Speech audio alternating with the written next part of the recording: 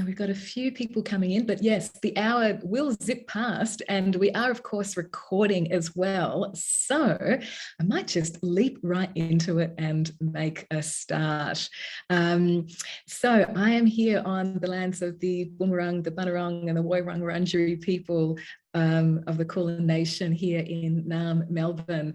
My name's Esther Anatolitis, and I am our guest host for this evening's discussion in this final week of the election campaign period, and hasn't been lengthy.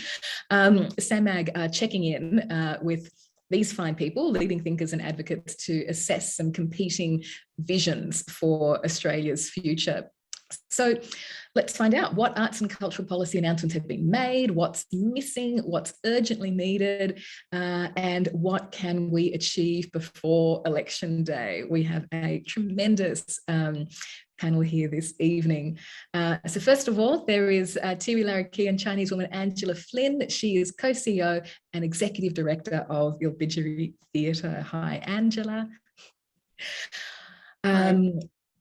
Wiradjuri man Uncle Paul Callcott is an artist, facilitator and advocate for his community around disability rights. Good evening, Paul. Hi, good evening. Lauren Carroll Harris is a writer, curator and researcher. Hi, Lauren. Hi there. Hi, everyone. Joshua Lowe is General Manager of Theatre Network Australia. Hi, Josh. Hi. And Josh and I have just come from the ALP Arts Policy event. In fact, we've snuck out before they've kind of gotten started. So Josh is coming to us live from the ESPY, where it looks very, very fabulous. And Jeremy Smith is Senior Producer at Performing Lines. Hi, Jeremy. Hi, Esther. Hi, everyone. Thanks for having me. So please make these guys feel welcome in all your favourite digital ways. We're going to hear from each one of them, assessing what we've heard to date on arts and cultural policy and what their vision is for Australia right now. And given us, I was just saying that Josh and I just come from the Labor Arts launch, just to kind of, give our discussion that context. Here's what they are announcing as we speak. It's a sort of a broad, comprehensive approach to a future new national cultural policy, which will come after national consultation on the detail and on the funding. There's a commitment to putting First Nations arts and culture first and centrally to that. Then some specific things around protecting performers and audiences from ticket scalpers, reaffirming and depoliticising arm's length funding, a national insurance scheme for live events, reviving local, state and federal cooperation for a national policy approach, protecting Australian creators or promoting Australian content on streaming platforms, restoring the ABC cuts and providing stable 5-year funding, merging Creative Partnerships Australia into the Australia Council. There's then about $180 or more million of specific commitments and announcements that have already been made to particular arts organisations, and then restoring the name of the arts into the department. So a number of things there that I'm sure we'll get a lot more coverage tomorrow, but just so that we've got it in the backs of our minds to add to what we've been hearing from the other parties. Now, as we all know, an hour's discussion flies by very, very quickly. So please have your questions ready, enter them into the chat whenever you like, and then we can keep, going to them or catch them at the end, but also just advance apologies that it just won't be possible to respond to every question. But of course, there's still a good few days left until the election, so you can put your questions to candidates directly to earn our vote on Saturday. All right, let's make a start. Firstly, to Angela. Angela, what's your vision and how does what you've seen so far stack up? Well, I'll start off with what I've seen so far, which is very little. That's, to be honest, partly because I am a little bit fatigued by the politics, which are, it's a lot of hot air and not a lot of actual real substance. So I tend to do a little bit of an ostrich and go into my little bubble of bliss of, ignorance. Having said that, I have been quite, horrified's the wrong word for it, but I would say disappointed. Yep, disappointed is the word. Really at the lack of any sort of policy from any parties, with the exception of, perhaps the Greens. As you said, Esther, you were at the Labor launch, but I mean, let's be real, this is like less than a week from the election. It seems like a bit of an afterthought. It's a little bit late in the game as far as I'm concerned. I mean, how much traction is it really going to get in the space of, 4 days? So I think that's really, really disappointing. I mean, I think we're all aware that, we need, money. Arts needs money. Everyone needs money. However, COVID has really done a number on all of us. And I'm well aware that, perhaps the government doesn't have as much money to spend. However, what's that old saying? I think it's, you've got to spend money to make money. The arts industry is incredibly important to the economy, particularly I would say for First Nations artists as well. In many communities, it is the lifeblood. It's the central kind of income maker. It's more than just creating art in those art centres. It does so much more socially, structurally, just everything. And it contributes a huge amount. There is a real appetite for First Nations work internationally, as well as nationally. And as you would know that, art and culture is often very intrinsically linked for us. And let's be honest, a lot of people coming from overseas, that's what they want to experience. So it is a big draw card and it is a big moneymaker. So it seems very short-sighted that, there isn't, I don't know what it is, I don't know. Like, I mean, we can all sort of hypothesize about all sorts of things about why, there's a lack of importance on the arts. But in terms of, sorry, I'm prattling on a little bit. In terms of my vision, I would say, for me, the vision is a safe place. I think COVID has really highlighted how mentally taxing this, and vulnerable the arts is, and particularly for independent artists.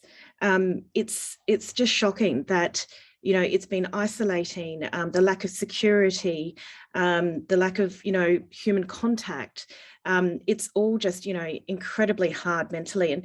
And there's a real fatigue as well with so much uncertainty.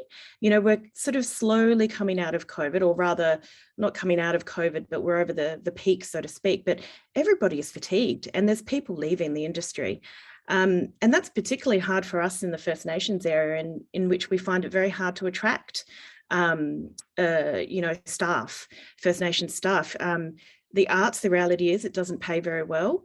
And when you've got governments or big corporations, with ticker box kind of, aims of, upping their First Nation staff with their raps, they can offer big money that we can't. And that's the reality of the arts. We do it for the love of it, not for the money. If that was the case, I'd probably still be an engineer or doing something like that. But yeah, that's all, really hard. And so all these people leaving, there's fatigue, there's not enough. It seems a bit desolate, but I do think that people are still hopeful. I mean, once restrictions are lifted and, I feel there's a real energy and everyone's really excited to get back in. So for me, a vision is something where there's more security, it's more safe, and an emphasis on mental health. I think that support. So that's me. Yeah, that's to begin with anyway. That is just so true. It's kind of, it has been, really difficult at times to just shift that feeling of fatigue and frustration, and find that energy and optimism for one another. And so I think, yeah, emphasizing mental health, emphasizing what gives artists and the whole sector that strength and security is, yeah, incredibly important. So thank you, Angela. Let's now hear from Paul. Paul, what have you been thinking and what would you like to see? Hi, Esther. Look, just quickly, I'd like to acknowledge that I am presenting today from Kabi Jinnaburra country, and I just need to do that to pay the respects to the elders who have made me very welcome up here as a Wiradjuri man. Look, I haven't seen, this is just my sort of news, but I haven't seen any strong art policies for years from the Labor and the Greens, and even longer from the Coalition. So tonight would be the first one in quite a while, and I haven't sort of gone through that yet. But my personal things is, I feel that many politicians don't really see arts beyond the entertainment factor or the aesthetics factor. Some even may see it as a bit of a threat because, art does hold a mirror up to society and presents things from many perspectives, and not always the most attractive perspectives or flattering perspectives as well. But it also art has many intersectionalities across society. Even in regards to, there's multiple issues that face us every day, and art intersects across a lot of those. Climate change is a big one in regards to Indigenous art, First Nations art. For thousands of years, we've preserved stories about country, bush tucker, and ceremony. Over thousands of years, these stories have been handed down, with more genres now included to reflect modern times. The arts include representation in our arts of totems, bush tucker, songlines, freshwater, saltwater, desert dreaming, and all parts of the story telling and shared history. But with climate change, I've got some notes here because I just totally off the rails today. It's very wet up here at the moment. I'm sorry, everything's sticking together. The joys of the subtropics. But however, with climate change, since colonisation, with over 100 native species declared extinct since European arrival and 1,700 on the endangered list, plus drought, mega bushfires and huge open-cut mines, all this must be having an impact on local culture and the traditional art and how and what stories are passed down. So, however, the arts can also be seen as a permanent record of these lost cultural, spiritual and ceremonial connections, preserved in paintings and dance and storytelling and many other traditional art styles. And I think that's the importance that it plays in preserving culture, because our language isn't a written language, it's preserved through arts and storytelling. The other one I want to talk about is the intersectionality that politicians don't understand is the connection to arts and disability. Disability is my shtick and what I stick to, but the use of arts in building resilience in both individuals living with disability and disability community groups is such a worthwhile investment. Many First Peoples living with disability are not living on country or their traditional lands, and many live in communities that just don't have enough resources and accessibility for meaningful community participation. I have seen when art is used as a way of creating a culturally safe place for people to gather and share stories through traditional art can play a huge part in addressing social isolation and community connectiveness. Utilising traditional art as part of a person's support plan can greatly impact on their social, emotional well-being. It provides a safe place to talk about culture and talk about business, to come together for women's business, men's business, sorry business, disability business, to educate and to share stories through history, through art and storytelling. It goes across many communication styles, people with cognitive impairments, people with literacy skills, many people with disabilities, English is their third and fourth language. But when you use art and traditional symbols, it goes across many areas where people can understand. It's a great connector in our culture. Many people from Stolen Generation don't know who their mob is. Art gives them the opportunity and ability to connect with others and find their place and find their mob. It supports with economic participation of individuals via art sales, but also with the opportunity to participate in paid advocacy and consultancy roles. We've seen many people that come into art groups with disabilities then go on to share their stories as consultants or advisors, and their information, their value, their life story is valued and paid for. So art can connect people in so many other ways in that respect as well. I've seen artists living with disabilities shine in community and be recognised for their contribution by the arts and even represent this country on the world stage. I've seen artists with disabilities represent here. We held an art exhibition at the United Nations that was not supported by any government body. We got some sponsorship to get a couple of people over there, but the rest of it was done through fundraising and through FPDN doing it themselves. So that sort of recognition is rarely acknowledged or recognised or supported. From an Indigenous perspective, I would love to see the government start to recognise what a valuable investment the arts would be, not just to the tourist industry, but to our social capital, and how it can give a voice and a face to people that are often invisible in society.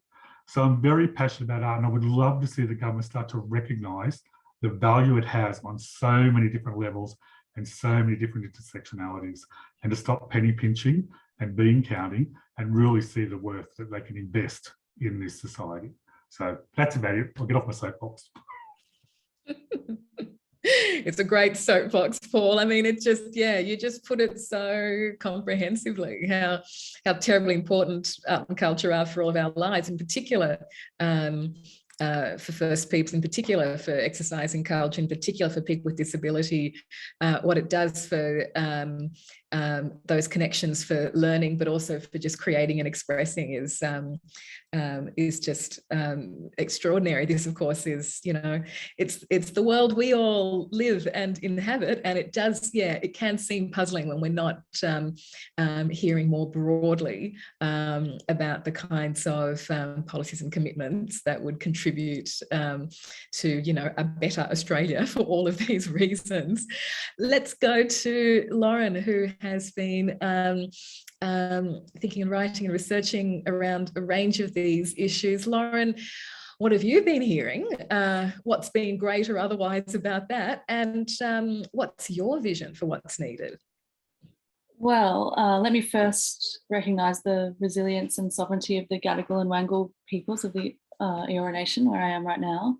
And I'll start by saying what I think is, the problem. I mean, I think there's a kind of growing sense in the arts sector, in the arts community, that we do really need to remove the Liberal National Party from federal government in order to have a functional arts sector.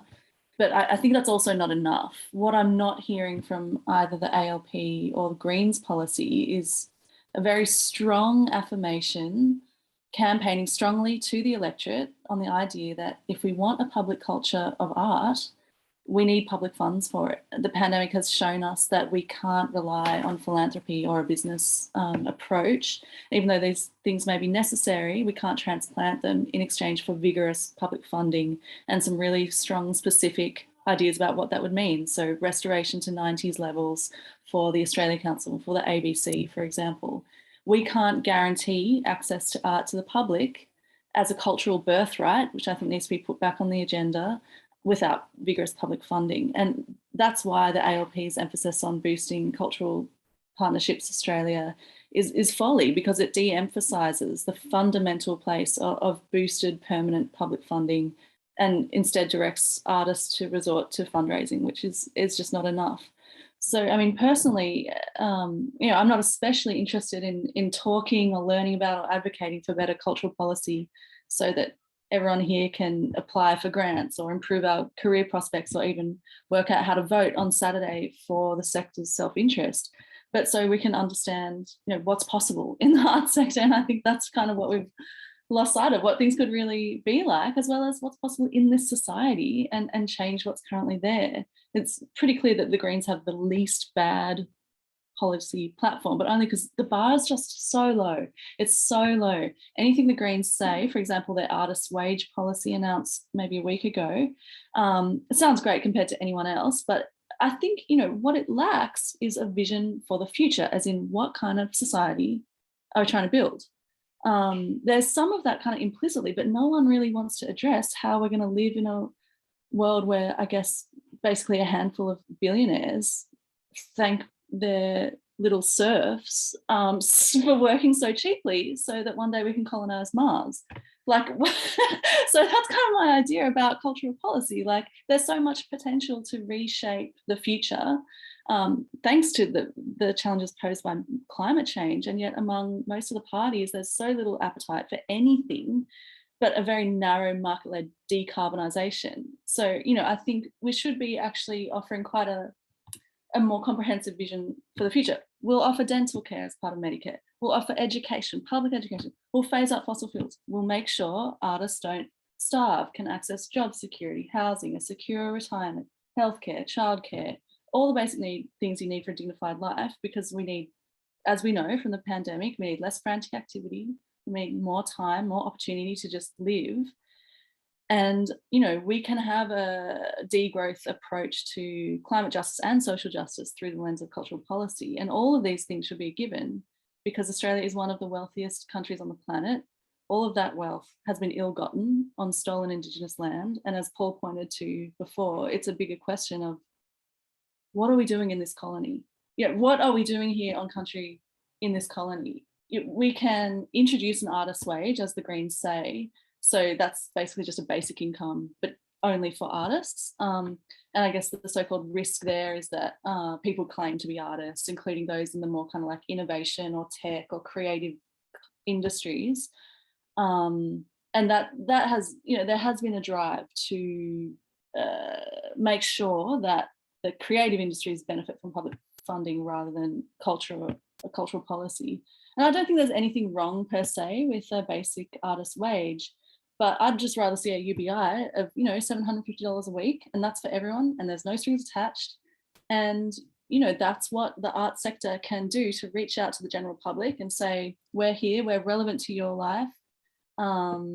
You know, and then also say what else is needed for the rights of artists and a view as artists, as arts workers and everyone else who's working in the arts sector, rather than being seen as hobbyists by the general public and by politicians, rather than being seen as brilliant individuals whose talent might allow them to overcome, you know, structural barriers to professional success. So to get these things, we need to be a lot more activist based, I think, a lot less kind of lobbying based, I think, than we've been in the past, much more informed about international standards, what's working overseas, much more oriented to winning social justice policies for both the art sector and the general electorate, and much more engaged and politically active beyond the election as well.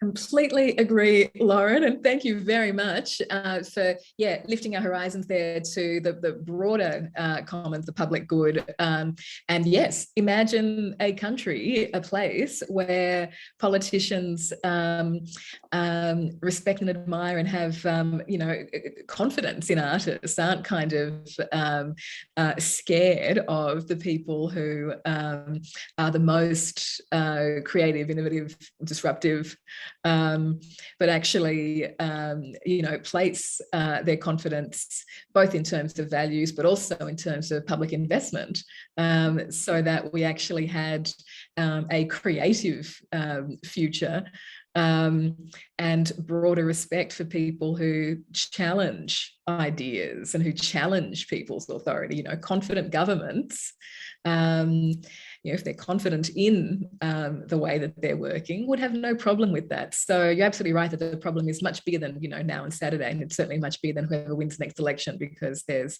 so much to shift and so much that we need to, really mobilize and connect, you know, beyond our circles on. So thank you, Lauren.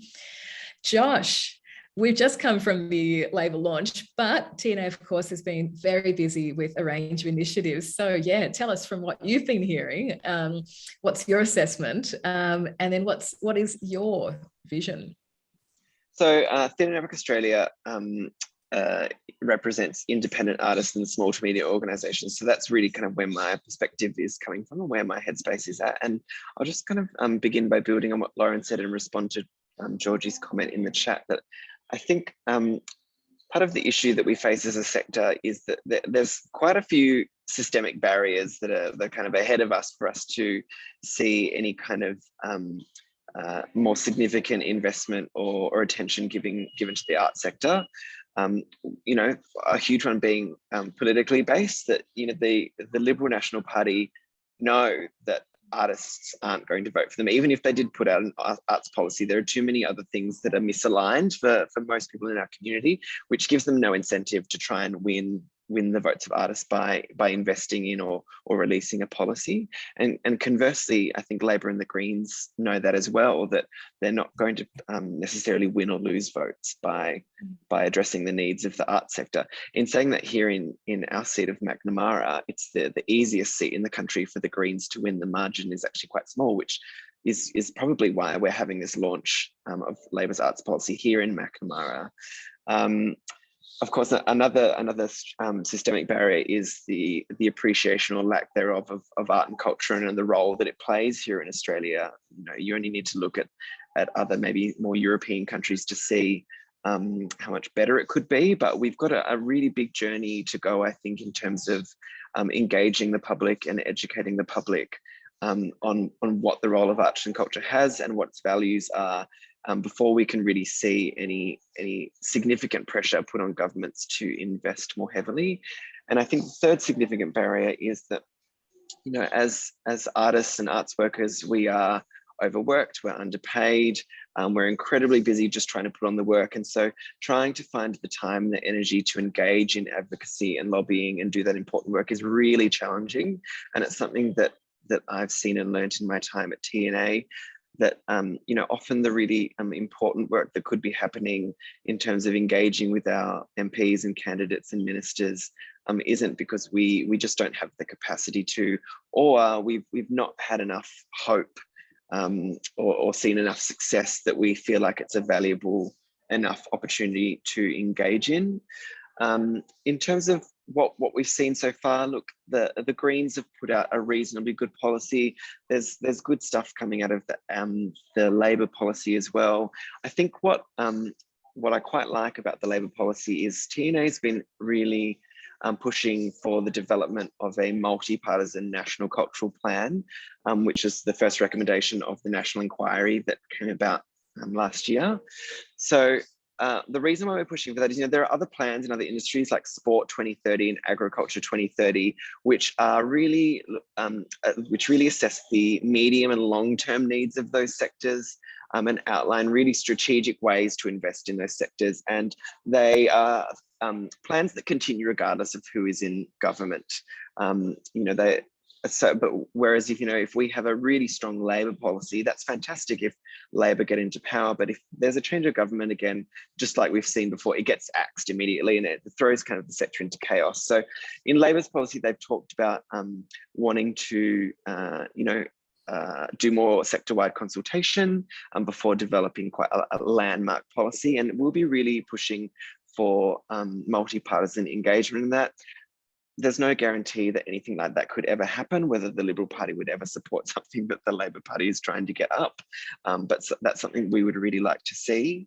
I would really like to see ways for our independent artists and small to medium organisations to be able to engage more. I think it's really important that MPs in particular are invited to things, are hearing the successes as well as the challenges, that they're hearing the stories of their constituents. And it would be so great if artists and organisations across the country could find the time and capacity to be able to engage on that level. Because I think a lot of the time, MPs are they're really busy, they're bombarded with a myriad of concerns and constituents. And we often assume that because we're ranting about how hard it is in the arts and how little support we get, that they must know that too. But I think most of the time they actually don't, unless we take the time to tell them. And I'd really encourage everyone to keep that in their mind, whether they're considering whether it's worth contacting their MP or building a relationship with their MP. I guess in terms of my vision, my vision is quite a realistic one. And I kind of think about the steps that we need to achieve before we can see our vision come to fruition. And so the first two steps really are come from the sector. I really want to see some stronger sector unity. We've got such a huge sector that spans so many different categories and genres. There are for-profit parts of the sector, and it would be really nice to see some kind of unity on what we think needs to happen for the sector to be more successful. And, as I've mentioned, then better sector capability to engage in this kind of advocacy and to engage in the political sphere. I think we need to find a way, in a very, very long-term way, to grow the appreciation of art and culture in Australia. And I think all those things need to happen before we can then see significant secured investment in art and culture. And, I like to talk about bigger things than the money, but I mean, it really is just the money, isn't it? Just like Lauren was saying, we need rigorous and strategic investment of public money in arts and culture to really see it flourish and be able to sustain itself. And that's it for me. Thanks, Josh. And yeah, I mean, it's, I feel like just now bringing together what you and Lauren were just saying, and the, the difficulty, I guess, of that kind of ongoing and committed focus that we need to having those conversations, meeting with those MPs and so on. If we look at the coalition, where the Liberal Party and National Party as individuals on arts and culture has, just shifted like seismically within the last couple of terms of government, even starting to have that conversation with some Liberal National MPs can be really difficult. Others, of course, are incredibly receptive and are really thrilled when you come and meet with them, and they're the ones who are, tend to be called moderates, but there are also a lot of backbenchers, especially regional backbenchers, who really want to see the party do better. It's just that unfortunately they also have among their colleagues people who go out of their way to publicly attack and undermine artists, and not just for their work, but sometimes for gendered or racial reasons. So we've kind of entered this really appalling space where the conversation has become, really quite difficult with some aspects of the coalition, which unfortunately seem to be the ones making policy and responsible investment difficult. Before we get to some of these big media issues with each other, let's hear from Jeremy. Jeremy, what are the kinds of things that have really struck you from your WA and national perspective, and what's your vision? Hi, Esther. Thanks for having someone from the Republic of Western Australia on the panel. It feels certainly that way for the last 2 years. Tonight, I'm coming from the lands of the Gadigal people of the Eora Nation, so I pay my respects to their elders, past and present, and also pay my respects to the custodians of the land that I was born and raised and currently live, which are the Whadjuk Noongar Budja people. Look, I've spent 4 years, as many of you will know, at the Australia Council, and one of the catch lines I used to say is the future is interdisciplinary. The portfolio that I oversaw was community arts and experimental arts. And I think, going to what Josh said, I think that's something about arts policy is that, we see a lot of bias and centering of singular forms of practice, and we have that same thing in arts policy as well. So no multi-partisan commitment and no shared, unilateral sort of commitment across government, both, local, state and federally as well, let alone within sort of the party system at federal level that we're dealing with at the moment. Look, I think the whole situation at the moment with arts policy, I sort of try to obviously identify as a disabled man, and very familiar with, I guess, the models of disability, where there's the medical model, the social model, and hopefully one day we all adopt the radical model. I think arts policy at this stage is very much coming at the medical model of disability, where it's about deficit, everything is capped, the buckets are shallow. So we really, want to shift that to at least the social model, where we talk about, that lived experience and that centering of art in everyday life, and then hopefully one day talk about art in its entirety of the importance across all areas of policy and government and everyday life. And I think that, we need bravery, we need boldness, we need ambition, we need scale, we need space. We need recall, as people have talked about already, the fact that arts can be linked to other areas of policy and growth, and the fact that we don't even have a department at the moment with the name of arts within any of it. I think, as Josh said as well, something else that I really love to see, and I think this is something the sector needs to do as much as the policy commitment, is the culture of our sector, or how we can sort of work together more collaboratively across the, the entire spectrum of art, the ecosystem, not just, from the performing arts sector, from, majors to small to medium to independent sectors, but how we then all across forms, can all start singing from the same hymn sheet and create greater opportunity and greater impact for our sector. I think fellowships is something that has just time and time again delivered such game-changing opportunities for artists and arts workers at all levels of their career. So I think, you need targeted investment in fellowship type arrangements, both at early career. I'm a beneficiary of that. I certainly would not be without a young artist fellowship that I received back in 2000, mid-career as well as established career. And I think the other thing, which I'm really surprised really hasn't sort of been talked about at policy level, is the whole concept of touring and mobility at the moment as well, which is something that I do with my role at Performing Lines. I think obviously COVID's had such a significant impact on that area of our arts practice across forms as well, not just performing arts. And we really need to sort of address, that whole concept of reciprocity and moving away from FIFO models that were perhaps worked on in the past in that sort of more transactional way of doing artistic practice and touring and audience development as well. I'll leave it there. There's much more I could say, but I think we should move to the floor for questions. So.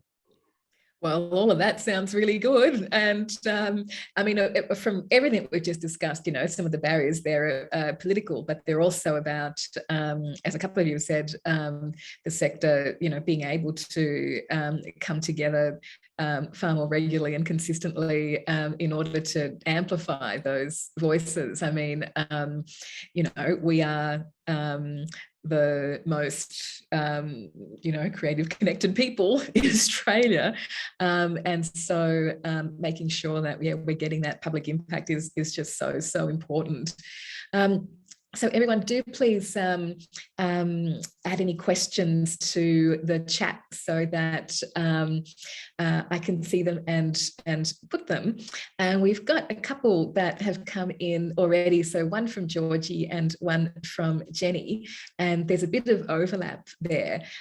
So Georgie is saying that it feels as though politicians and advocates for the arts all agree that creativity and culture are valuable and a public good, but somehow this isn't enough to elicit more strategic long-term government investment in the arts. So is it the case that politicians don't believe what they are saying, or is it just too low on the priority list to make the policy agenda?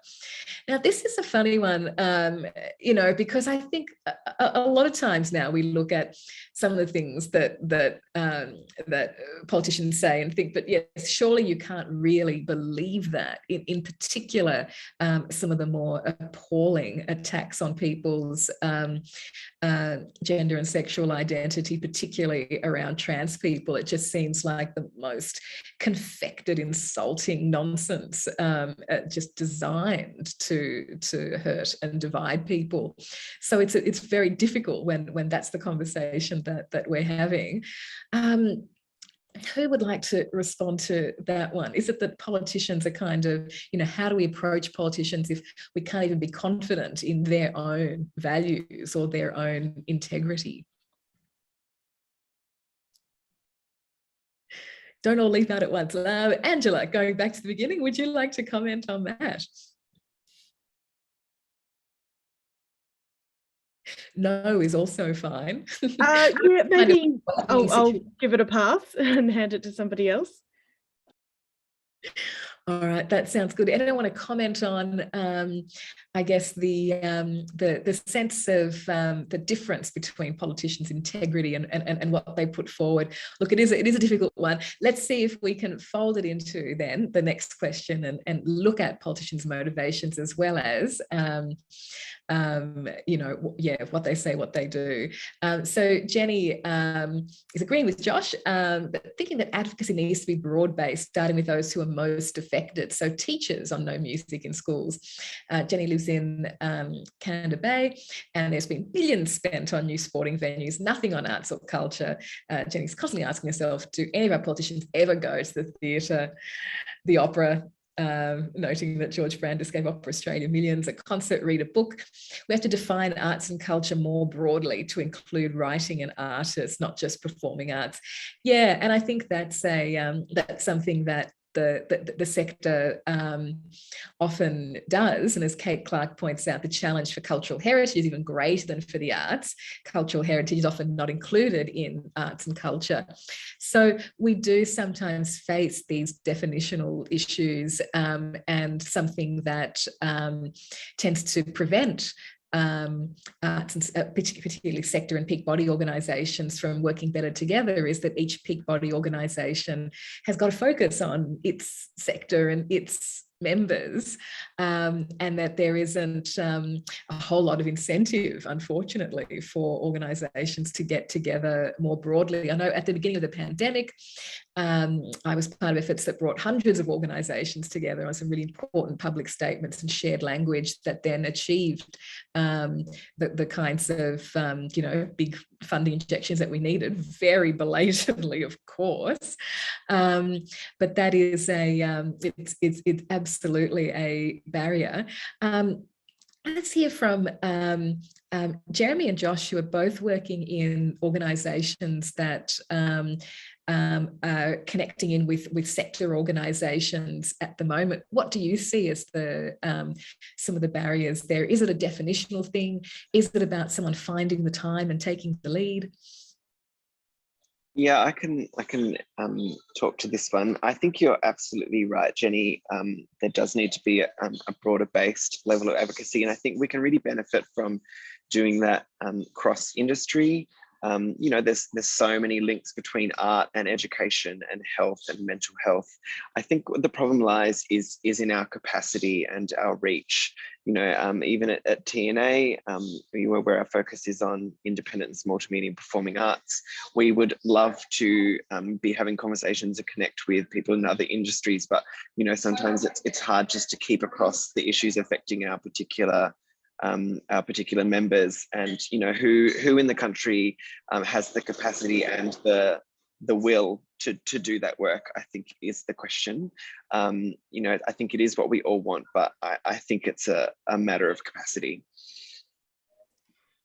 Yeah, look, I agree. I mean, as I said, in my old role, I used to say the future is interdisciplinary, and I still sort of very much hold that, because I think if there's one thing, the whole pivot of the last 2 years has taught us that we need to be nimble in the way that we respond and react. And I think the way that we can all embrace and collaborate together, I mean, there's certainly places for singular forms of practice, don't get me wrong, but I think we all need to be open to the ideas of collaboration. And I think, the sum of many is greater than the power of one. And I think the way that, you can see a way that a piece of writing can become a stage play, or in equally music, or a libretto, or a series of paintings I'm working on at the moment is informing a new stage play.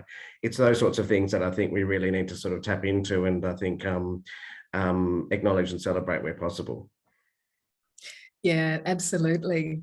Angela, the work that you were doing prior to Ilbijerri in the state of South Australia put together quite a comprehensive and intricate policy, working with so many different sectors there. Were some insights there that might inform some of this discussion about how we go about achieving that focus and that unity?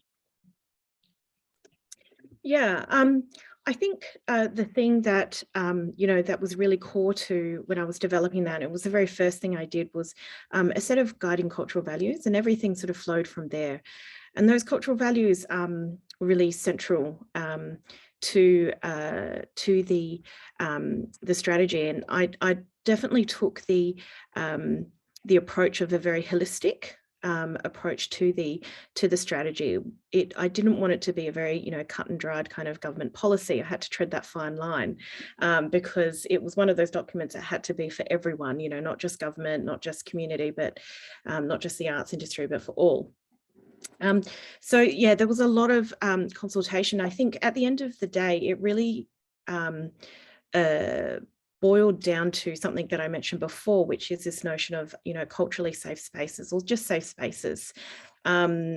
And for me, that's really important. It's safe spaces are not just for, cultural reasons, but, everybody needs a safe space. So for me, that was, something that came out really strongly. The other thing that came out strongly was being well informed. And I think that goes to what, the question before, where, why is it that the government or people, why are we low priority?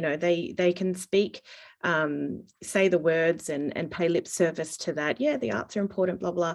But, I think there is a real lack of understanding. I think they like to, pigeonhole arts, and they just don't understand the nuances, and they don't want to understand the nuances either. So apart from a culturally, safe space or safe spaces, the notion of a well-informed, wider community, the sector, is really, really important. How do you do that? I mean, we all try to do it. Unfortunately, it's like banging your head against a brick wall a lot of the time. But I certainly hope with the strategy that I did, that it would start the change with some very, I guess, tangible ways of educating people, I guess. But, this notion of educating, I don't know, but well-informed, I guess, is, what I came to, well-informed in a safe space. That for me, I think if we can somehow get the wider public on board with that, I think that there could be great, this is me being the kind of, hopeful optimist, could be really positive ramifications across the wider, wider world. Because the thing about arts is that, it gives you so much, and all they see it as, generally speaking, the wider public government, they see it as entertainment, as somebody mentioned before, but it's so much more than that. And it's, how do we get that message across? Because all our efforts so far, some work somewhat, but obviously, it's not working really. Yeah.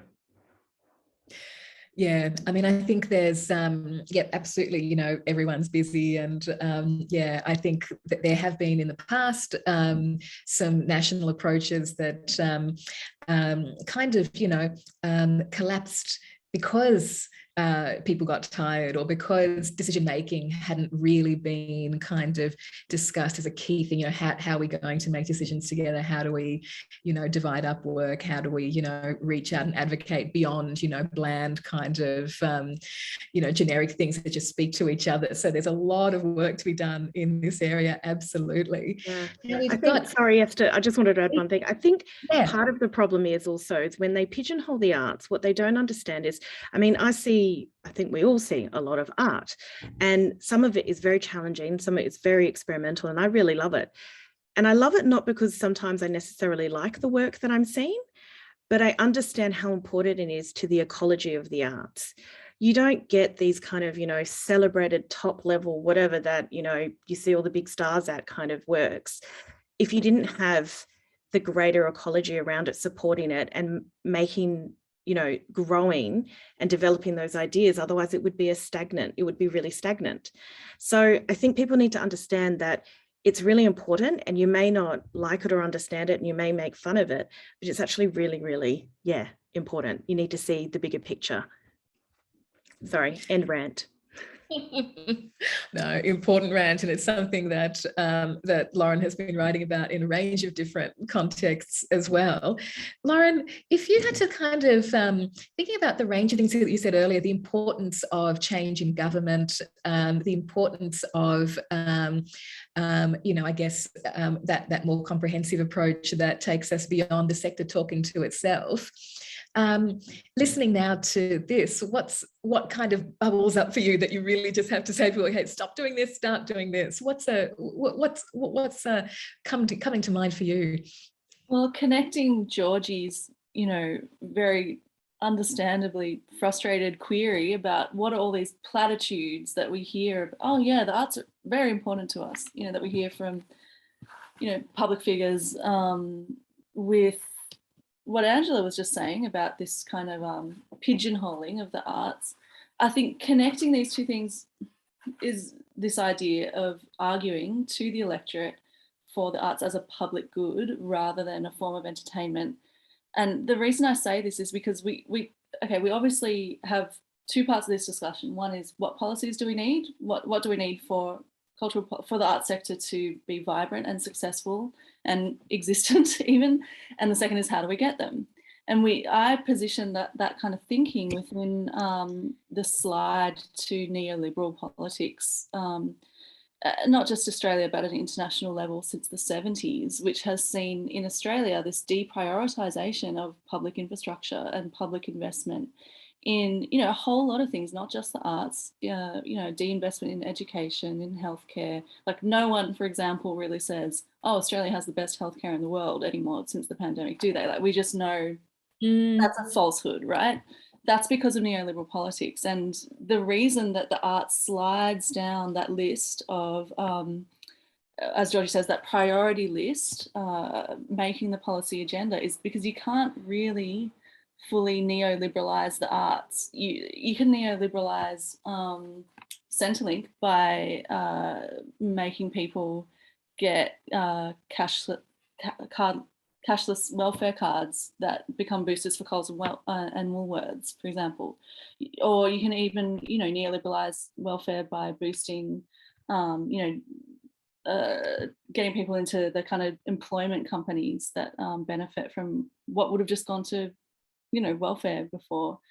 You can't apply that same thinking to the arts. And so that's why this broader issue of what is public funding for? Is it for corporate handouts across the board, or is it to make a list of big government, really? Like, that's what it comes down to. Like, we need big governance structures and public funding for public good to ensure that art is our cultural birthright. And if we kind of devolve into, that pigeonholed, navel-gazing kind of approach, we lose that bigger picture of how to get arts back into the priority list. And that's part of a much bigger political fight for what kind of society we want, and the role of policy itself, the role of governance itself. So that's why I always go back to that bigger horizon line and then say it's not just sectoral advocacy. Yeah, well said, Lauren. And something that the last few years I've been spending a lot more time reaching out well beyond the arts to our other kind of, connected sectors, particularly around education, around place and place development, and also around public integrity. That there is, for all the reasons we've described this evening, there is a much bigger political challenge here, and that has to be something that we are all actively, collectively involved in. If we can't have confidence in a government to think beyond its own self-interest as individuals and actually govern for the interests of all Australians with a long-term view, then speaking publicly about arts and culture is very difficult. And so we do have to think about, our own voices as human beings, as citizens, as settlers or as First Nations people, and have confidence in the power of our voice, I think is extremely important. Paul, one final word from you. We're almost out of time, but has anything that you've heard this evening emboldened any of your visions? Look, I'm not an academic. I sort of come from a very observational point of view, but I think the biggest issue we've got with politicians at the moment is it's full of stale, pale males. And, the art is just not butch enough for them.